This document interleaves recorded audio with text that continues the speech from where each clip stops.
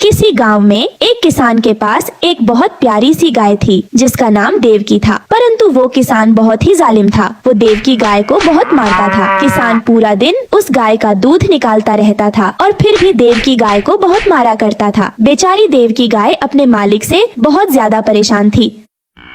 हाय रे, ये किस जन्म की पाप की सजा मिल रही है मुझे, जो मुझे इतना जालिम मालिक मिला है। मैं इसको कितना दूध देती हूँ, फिर भी यह मेरी फिक्र नहीं करता। मुझे इतना कम भोजन देता है और ऊपर से मुझे इतना जोर जोर से मारता है। मुझे बहुत दर्द होता है, लेकिन इस जालिम किसान पर कुछ भी फर्क नहीं पड़ता। पता नहीं इसकी इंसानियत कहाँ मर गई है। परंतु देवकी गाय ने अब यह फैसला कर लिया था कि अब वो ऐसी जिंदगी और नहीं गुजारेगी।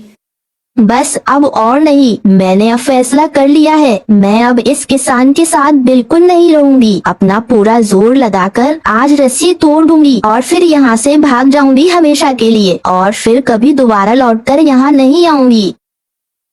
फिर देवकी गाय ऐसा ही करती है। देवकी गाय अपना पूरा जोर लगाती है और आखिरकार वो रस्सी टूट ही जाती है। देवकी गाय किसान के पास से भाग जाती है। भागते भागते गाय घने जंगलों में पहुंच जाती है। तभी जमीन पर पड़ा हुआ एक नुकीला कांटा देवकी गाय के पैर में घुस जाता है और बेचारी गाय जख्मी होकर जमीन पर गिर जाती है और दर्द के मारे करहाने लगती है। बहुत दर्द हो रहा है, मुझे बहुत दर्द हो रहा है। ये इतना नुकीला कांटा मेरे पैर में घुस गया, मेरा तो खून भी निकल रहा है। कोई है यहाँ पर, कोई है? मेरी मदद करो, कोई मुझे बचाओ। बेचारी मासूम गाय बहुत तकलीफ में थी, परंतु उसकी आवाज सुनने वाला वहाँ पर कोई भी नजर नहीं आ रहा था। तभी अचानक रानो चिड़िया वहीं से गुजर रही थी। रानो चिड़िया उस बेचारी जख्मी गाय को देख लेती है। अरे बाप रे, ये इस बेचारी गाय को आखिर क्या हुआ है? इसका इतना खून क्यों निकल रहा है? लगता है ये जख्मी हो गई है। मुझे इसकी अभी मदद करनी चाहिए। ऐसा कहकर रानो चिड़िया उस गाय के पास आकर बैठ जाती है। ए चिड़िया, मेरी मदद करो, मेरे पैर में बहुत दर्द हो रहा है। एक नुकीला कांटा मेरे पैर में घुस गया है, जिसकी वजह से मेरा खून बह रहा है। मेरी मदद करो चिड़िया, मेरी मदद करो। गाय बहन, आप बिल्कुल चिंता मत करिए। मैं अभी डॉक्टर तोताराम को बुलाकर लाती हूँ। वो आपकी चोट को देखकर आपकी टांग की पट्टी कर देंगे, फिर आप बिल्कुल ठीक हो जाएंगी। आप घबराइए मत। फिर रानो चिड़िया ऐसा ही करती है। रानो चिड़िया डॉक्टर तोताराम को बुलाकर लाती है। डॉक्टर तोताराम गाय की टांग का जख्म देखता है और उस पर फौरन से पट्टी कर देता है। गाय बहन, अब आप बिल्कुल ठीक हैं। घबराने की कोई जरूरत नहीं। मैंने आपके जख्म की पट्टी कर दी है। कुछ दिनों में ये जख्म ठीक हो जाएगा। रानो चिड़िया और तोताराम भैया, आप दोनों का बहुत बहुत शुक्रिया। आपने मेरी बहुत मदद की है, नहीं तो मुझे बहुत जोर की चोट लग गई थी। परंतु गाय बहन, आप ये बताइए कि आप ऐसा क्या कर रही थी जो आपको कांटा लग गया और आपको दिखा भी नहीं?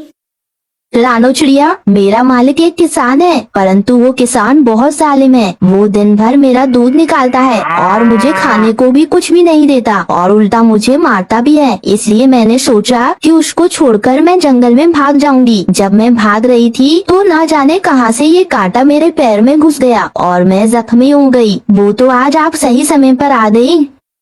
आपने बिल्कुल सही किया गाय बहन। आपको ऐसे जालिम किसान के साथ नहीं रहना चाहिए था। जिस इंसान की आप इतनी मदद कर रही हो, उसको तो आपका एहसानमंद होना चाहिए था। हाँ रानो चिड़िया, लेकिन मुझे लगता है कि वो किसान मुझे ढूंढता हुआ इस जंगल में जरूर आएगा।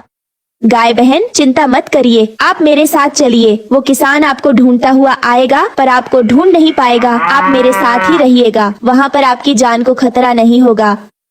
फिर देवकी गाय रानो चिड़िया के साथ उसके घर चली जाती है और रानो चिड़िया के आम पेड़ के नीचे ही रहने लगती है। ऐसे ही काफी दिन गुजर जाते हैं। अब रानो चिड़िया देवकी गाय का दूध जंगल के पक्षियों को बेचती थी। इस तरह वो अच्छे पैसे कमाने लगती है। वहीं कालू कौवा दूर पेड़ पर बैठा ये सब देख लेता है और रानो चिड़िया से जलने लगता है। अरे वाह, इस रानो चिड़िया की तो इस गाय से बड़ी अच्छी दोस्ती हो गई है। हमेशा ये दोनों साथ ही नजर आती हैं। रानो चिड़िया बहुत चालाक है, हमेशा सबको अपना दोस्त बनाकर उनसे फायदा उठाती है। पर ज्यादा दिन नहीं, मैं इस रानो चिड़िया की ये खुशी जल्दी ही छीन लूंगा। वहीं दूसरी तरफ वो किसान अपनी गाय को जंगल में हर जगह ढूंढ रहा था, लेकिन किसान को अपनी गाय कहीं नहीं मिल रही थी। अरे ना जाने ये नाशपीती गाय मेरी रस्सी तोड़कर कहाँ भाग गई। 2 दिन से ग्राहक मेरे घर पर आ जा रहे हैं, परंतु मैं उन्हें दूध नहीं बेच पा रहा हूँ। इस गाय को एक बार ढूंढ लूं, फिर इसे ऐसा मारूंगा कि इसकी अकल ठिकाने आ जाएगी। तभी उस किसान को वो कालू कौवा मिलता है। अरे सुनो कौवे, तुमने क्या मेरी गाय को यहाँ आसपास देखा है? वो सफेद और काले रंग की है। मैं उसे कब से ढूंढ रहा हूँ, मगर कितने दिन हो गए, पर वो मुझे मिली ही नहीं। उसकी वजह से मेरा बहुत नुकसान हो रहा है। अच्छा, वो सफेद और काले रंग वाली गाय? हाँ, मैंने देखा है। मुझे पता है तुम्हारी गाय कहाँ है। अच्छा, तुम्हें पता है? तो फिर बताओ मेरी गाय कहाँ है? अरे ऐसे कैसे बता दूं? इसमें मेरा क्या फायदा? अगर तुम मुझे अपने खेत से बहुत सारे गेहूं के दाने मुफ्त में दोगे तो ही मैं तुम्हें बताऊंगा कि तुम्हारी गाय कहाँ है। अरे बाप रे, इंसान तो इंसान, आजकल तो पक्षी भी व्यापारियों की तरह सोचने लगे हैं। हाँ ठीक है कालू कौवे, मैं तुम्हें गेहूं के दाने दे दूंगा, लेकिन अभी मुझे बताओ कि मेरी गाय कहाँ है। अच्छा ठीक है, इस जंगल में एक रानो चिड़िया रहती है, उस बड़े आम के पेड़ के नीचे। तुम वहीं जाना, तुम्हारी गाय वहीं रह रही है उसके साथ।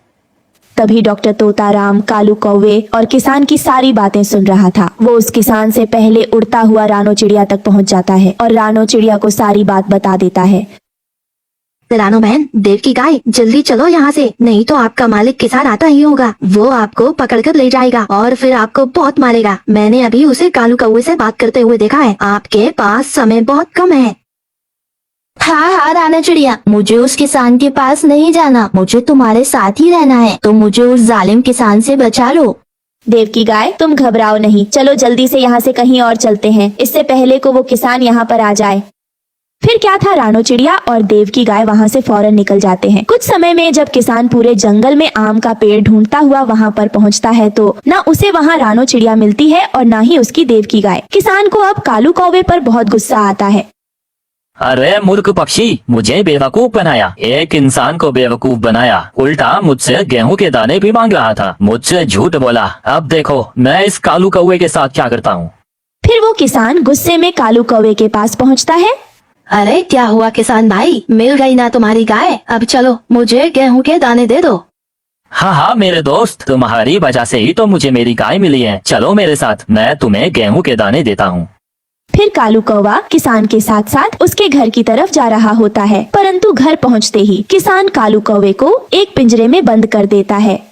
आया भला मुझसे गेहूं के दाने लेने वाला कौवा, एक तो मुझसे झूठ बोला, ऊपर से गेहूं के दाने भी मांग रहा है। अब जिंदगी भर तू इस पिंजरे में कैद रहेगा। तेरी मुझसे झूठ बोलने की यही सजा है। कालू कौवे को अपनी लालच की सजा मिल चुकी थी और अब वहीं देव की गाय रानो चिड़िया के साथ हंसी खुशी रहने लगती है। Thank you for joining us. Hit the bell icon and subscribe our